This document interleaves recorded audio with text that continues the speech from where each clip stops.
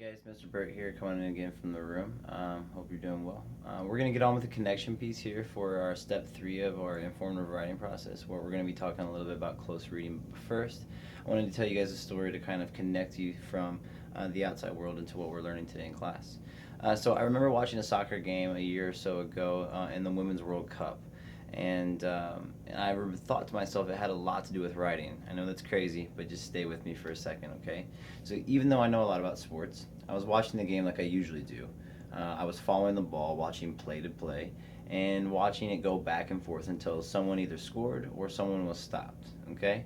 But then I started really listening to the announcers, and I realized that they were watching the game in a much more concentrated way than I was.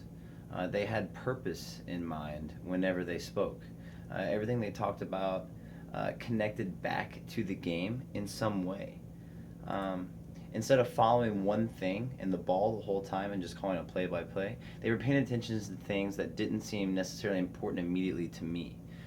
They began to analyze the player's state of mind and how the players might be feeling based on how they were acting on the field, and how in turn that was affecting their performance in the game. Um, their performance of the game was either altered for good or bad, and that affects the momentum of the game. So they had a lot of different layers going into their analysis of what was going on.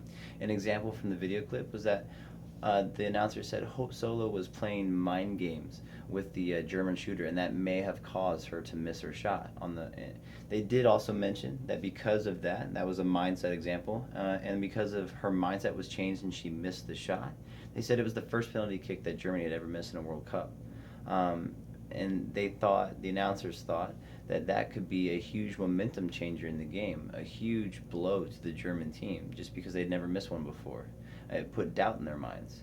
And they were right. A few minutes later, the U.S. scored off of a penalty called from a strong drive by Alex Morgan.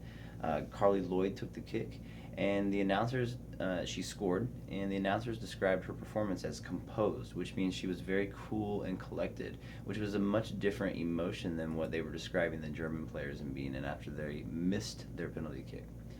So even though I do a pretty good job at following and seeing the connections of sports, I did realize how much better practiced the announcers were than I was.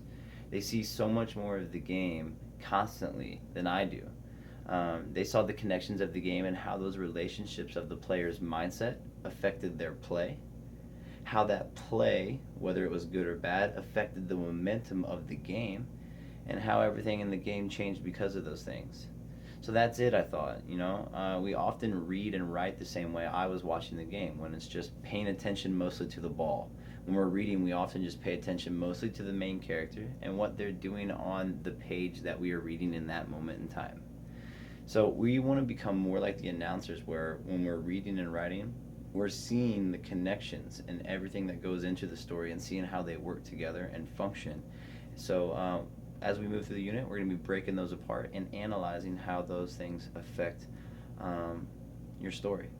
Good luck. Hope you guys do awesome. We'll see you next time.